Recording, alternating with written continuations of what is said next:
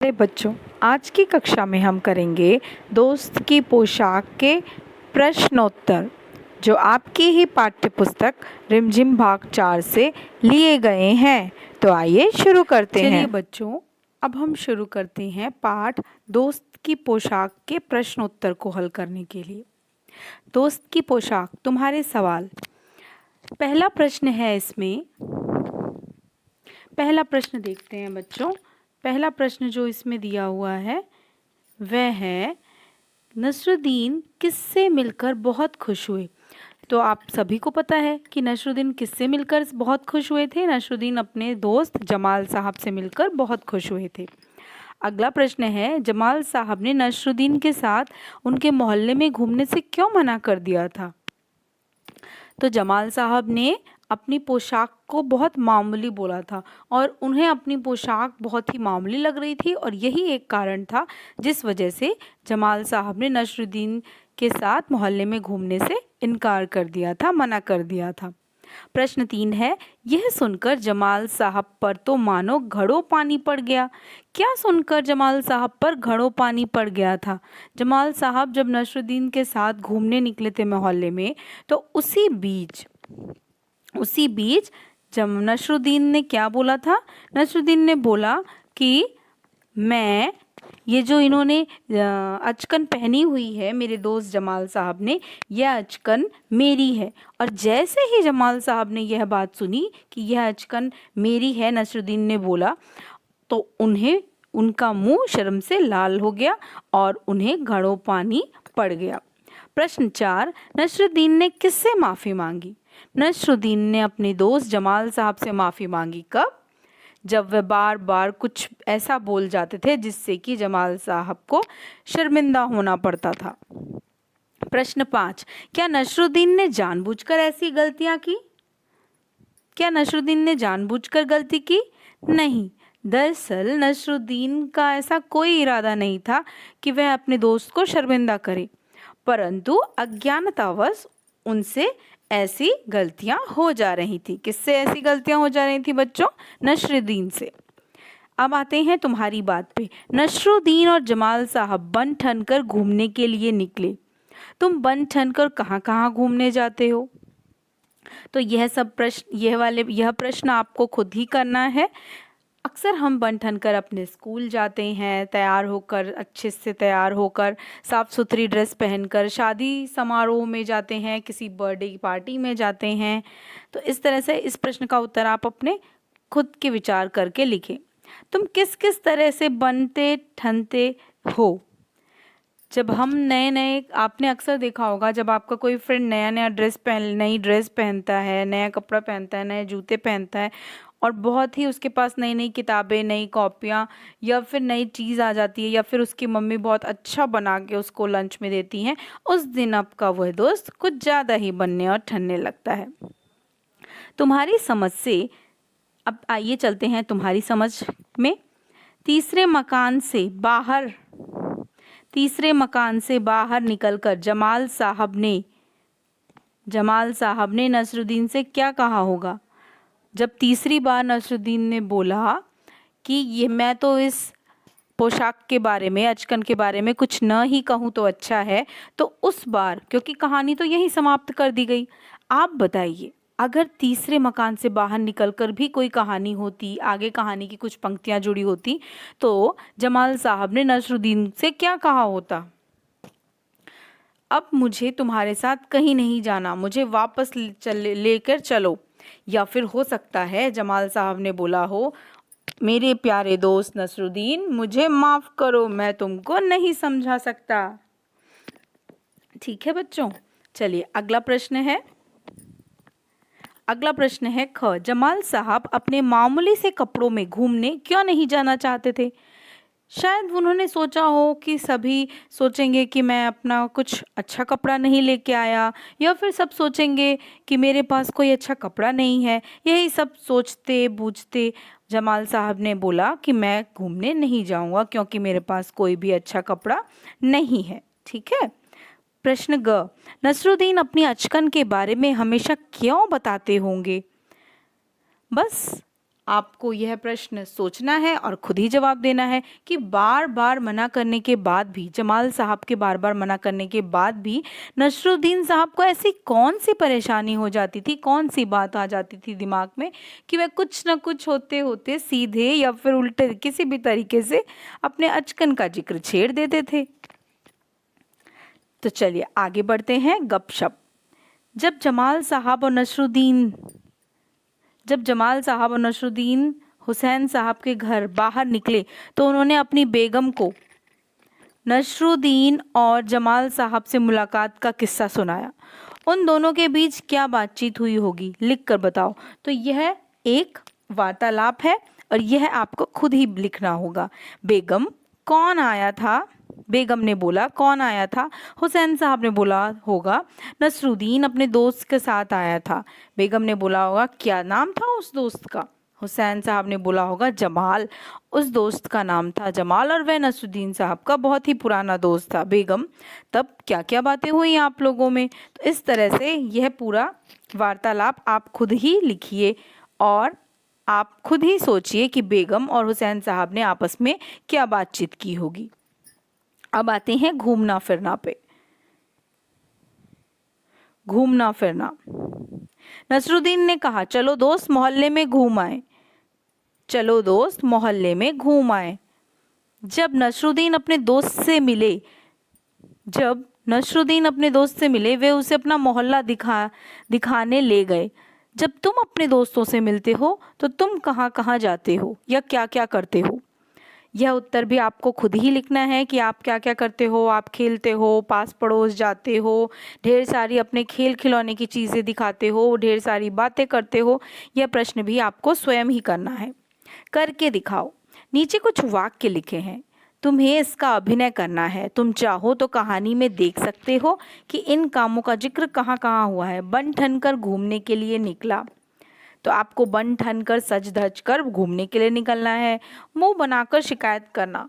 जब जमाल साहब ने घर से निकलकर नसरुद्दीन से शिकायत की थी मुंह बना के कि नसरुद्दीन, तुमको बार बार अचकन का जिक्र करना आवश्यक है, ज़रूरी है, उस समय जमाल साहब ने अपना मुंह बनाया था। नाराज़ होना। आप नाराज़ होकर दिखाइए, नाराज़ होने का अभिनय करिए। घड़ों पानी पड़ना। आप कोई ऐसा बात बोलिए जिससे कि आपको शर्म आए। गर्मजोशी से स्वागत करना। खूब गर्मजोशी से स्वागत करना। पाठ को पढ़ाते समय मैंने आपको इसका भी अर्थ समझाया था।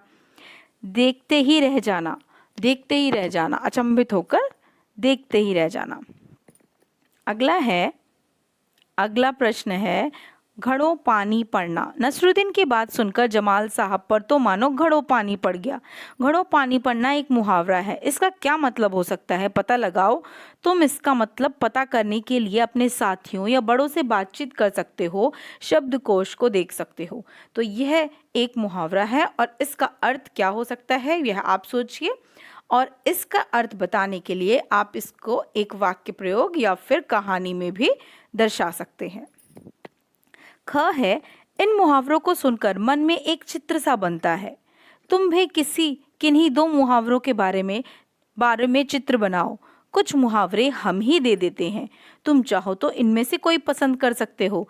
सिर मुंडाते ही ओले पड़ना, ऊंट के मुंह में जीरा, दिया तले अंधेरा, ईद का चांद। और यह चीज़ आपको स्वयं ही करनी है। इन मुहावरों का अर्थ ढूंढना है और इन मुहावरों का अर्थ ढूंढकर उनके ऊपर चित्र बनाना है और वह चित्र ऐसा हो कि उस चित्र को देखकर ही इन मुहावरों का अर्थ स्पष्ट हो जाए। कौन है कैसा? नसरुद्दीन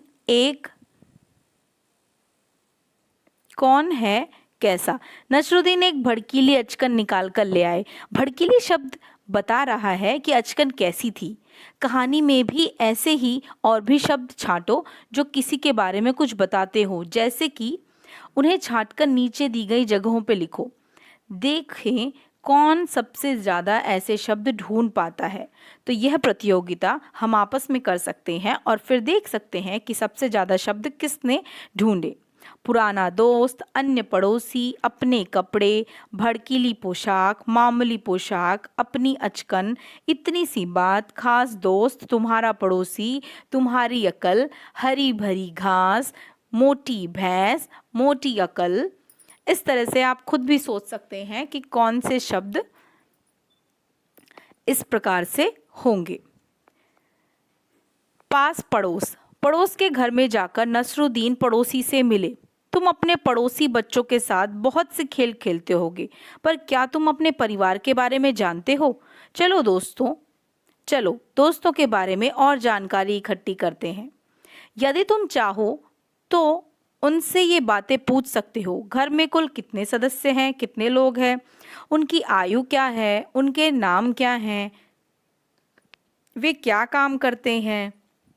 इस सूची में तुम अपने मन में बहुत सारे सवाल और भी जोड़ सकते हो। और जिस प्रकार आपने देखा होगा समाचार पत्रों में या फिर पुस्तकों में या फिर न्यूज़ चैनल्स पे आपने देखा होगा कि बहुत सारे लोग इंटरव्यूज़ लेते हैं, साक्षात्कार लेते हैं। तो आप उसी प्रकार से अपने प्रश्नों की सूची तैयार करके अपने दोस्तों, अपने परिवार के सदस्यों से साक्षात्कार यानी कि इंटरव्यू ले सकते हैं और उनके उत्तर को लिख भी सकते हैं। शब्दों का हेरफेर, इन शब्दों को बोलकर देखो। ये मिलती जुलती आवाज वाले शब्द हैं। झूठा, झूठा, जूठा, झूठा, जूठा। जरा सा अंतर से भी शब्द का अर्थ बदल जाता है। नीचे इसी प्रकार से कुछ शब्दों को दिया गया है। इन सब के अर्थ अलग अलग हैं। इन शब्दों को वाक्यों में प्रयोग करो। गड़ा, घड़ा, गड़ा। फन, फन। घूम, झूम। सजा, सजा। जहाँ पे नुक्ता लगा हुआ है वहाँ पे आपको सजा बोलना है। सजा, सजा, सजा। ठीक है। यहाँ पे हम सजावट की बात करते हैं या फिर यहाँ पर हम क्या बात कर रहे हैं बच्चों? सजा। जब हम किसी को पनिशमेंट देते हैं, सजा देते हैं। और यहाँ पे सजा, अपने घर को सजाने की बात कर रहे हैं। ठीक है। अब हम चलते हैं थोड़ा सा और आगे। जी हाँ। खोल, खोल। राज, राज। तो यहाँ पे जब राजा का राज होता है और यहाँ पे जो हम राज की बात, सीक्रेट बताते हैं एक दूसरे से, तो यह चीज़ें आपको खुद ही सोचनी है, खुद ही इसके वाक्य बनाने हैं। और वाक्य बनाते समय आपको यह ध्यान रखना है कि जब भी आप ये वाक्य बनाएंगे तो फिर आपको इन सभी के अर्थ स्पष्ट होने चाहिए। घूम, झूम। घूमना और झूमना। घूमना आपको पता है घूमने से क्या तात्पर्य है, और झूमना किसी भी चीज़ के लिए झूमना, एंजॉय करना।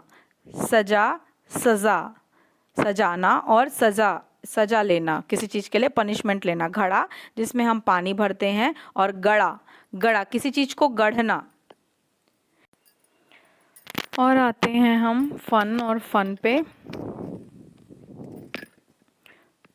जी, इन दोनों पे, एक है फन और एक है फन। फन जो है यह एक अरबी का शब्द है और इसका अर्थ होता है कि कोई भी गुण हमारे पास हो, कोई भी स्किल हमारे पास हो। और ये जो है फन, जो हमने अब अक्सर सुना होगा सांप का फन। तो अब आपको सारे शब्दों के अर्थ पता चल गए हैं, इनके वाक्य प्रयोग आपको स्वयं करना है। यहाँ पे इनका अर्थ बताने के लिए कुछ वाक्य प्रयोग भी दिए हुए हैं। चलिए देखते हैं। घड़ा, आज मैंने मिट्टी का घड़ा खरीदा। गढ़ा, कुम्हार ने मिट्टी के बर्तन गढ़े। घूम, मैं अभी अभी घूम कर आया हूँ। झूम, विशाल के जन्मदिन समारोह में सभी मस्ती से झूम रहे थे। राज, भारत में अंग्रेजों का राज था। राज, कहो तो मैं अपने राज की बात बता दूं। फन, मेरा दोस्त कार्टून बनाने के फन में माहिर है। मीन्स स्किल के बारे में बताया गया है। फन, फन, सांप का फन देखो, सांप का फन देखो। सजा, मेरे जन्मदिन के अवसर पर पूरा घर सजा था। सजा, गलत करने वाले को सजा जरूर मिलती है। खोल, वह खिड़की खोलकर छोड़ दिया। खौल, आग पर पानी खौल रहा है। तो बच्चों, आप सभी ने देखा कि इसके वाक्य प्रयोग हमने कैसे किया। इन शब्दों का अर्थ हमें अच्छे से समझ आ गया, पर आपको यह वाक्य प्रयोग कॉपी नहीं करना है, इसको एक जैसा नहीं लिखना है, आपको खुद का वाक्य बनाना है और वाक्य ऐसा होना चाहिए कि उस शब्द का अर्थ स्पष्ट हो जाए, समझ में आ जाए। चलिए मिलते हैं अगली कक्षा में, तब तक आराम से रहिए, अच्छे से रहिए और अपने माता पिता का और शिक्षकों का बात मानते रहिए।